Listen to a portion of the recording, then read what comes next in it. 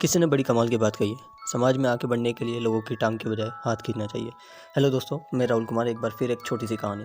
ये कहानी है एक ऐसे लड़के की जिसका जन्म गरीब परिवार में हुआ, जिसकी ज़िंदगी में इतना स्ट्रगल था कि वो जैसे तैसे 10वीं पास करके गांव से शहर आया। शहर आके वो नौकरी की तलाश करने लगा। एक दिन अखबार में उसने देखा कि एक ऑफिस में असिस्टेंट की ज़रूरत है। तो ये विज्ञापन देख के वो जैसे तैसे उसने अप्लाई किया नौकरी के लिए। एड्रेस पता किया, एड्रेस पता करके वो वहाँ पर पहुँचा।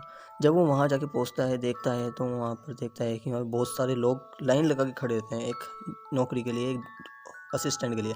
और कोई ज़्यादा बड़ी पोस्ट नहीं थी, सिर्फ एक छोटी सी पोस्ट थी जो कि सहायक कर्मचारी के रूप में थी। तो जब वहाँ पे उसका नंबर आया इंटरव्यू के लिए, ऑफिस में गया, वहाँ जाके बैठता है और इंटरव्यू लेने वाला उससे एक सवाल पूछता है कि आपके पास ईमेल आईडी है। तो गरीब लड़का इतना कुछ जानता कुछ नहीं था, तो उसने मना कर दिया कि मेरे पास ईमेल आईडी नहीं है। तो जब वो इंसान इंटरव्यू ले रहा था, उसने कहा कि तुम कैसे इंसान हो, तुम्हारे पास ईमेल आईडी नहीं है। ये कहता हुआ उस लड़के को वहाँ से रिजेक्ट कर दिया। वो लड़का वहाँ से ऑफिस से बाहर निकलता है और बाहर आके वो सोचता है कि क्यों ना खुद का कुछ काम किया जाए। उस लड़की की जेब में 200 रुपये थे। उसने उन 200 रुपये से एप्पल खरीदे और उस एप्पल को गलियों में, घरों में जाकर सेल करे। और जब शाम तक उसने उन 200 रुपये की एप्पल से 70 रुपये का बेनिफिट कमाया। उसने अगले दिन भी ऐसा ही किया और उसने कुछ पैसे कमाए। ऐसा करते करते उसने खुद का एक ठेला लिया। अब वो गलियों में जाके, फुटपाथ पे जाके, वहाँ पे जाके अपने एप्पल्स बेचा करता था। अब धीरे धीरे उसने एक मंडी में स्टॉल ले ली। स्टॉल लगा के वो फ्रूट्स बेचने लगा, दुकान लगा ली और काम धीरे धीरे बढ़ रहा था। एक दिन वो अपने गांव आया। गांव में आने के बाद उसने अपने रिश्तेदारों को, रिलेशन वालों को और दोस्तों को बताया। उन्होंने बोला कि मेरा काम बहुत अच्छा चल रहा है, अगर आप लोग चाहो तो मेरे काम में साथ दे सकते हो, आप लोग आ सकते हो वहाँ पे शहर में। और ये कहते ही उसके साथ 4-5 दोस्त उसके साथ शहर आते हैं।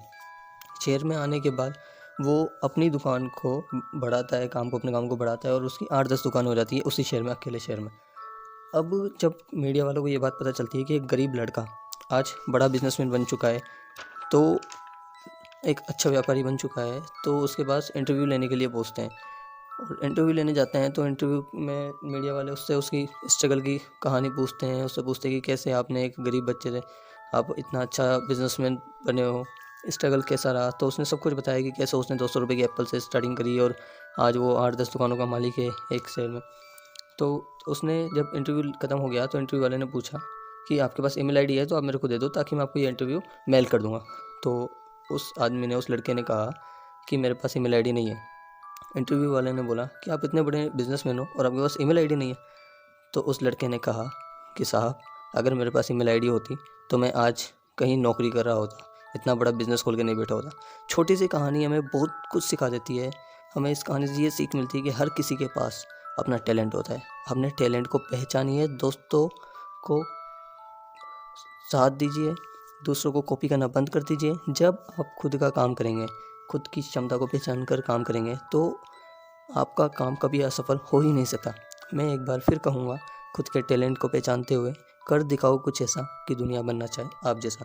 और अगर आप भी अपनी ज़िंदगी में संघर्ष कर रहे हैं, कुछ पाना चाहते हैं, तो आज ही नीचे दिए गए नंबर पर कॉल कीजिए और जानिए कि वो क्या है जिसने लाखों लोगों की ज़िंदगी को बदला है। Thank you. Wish you wealth.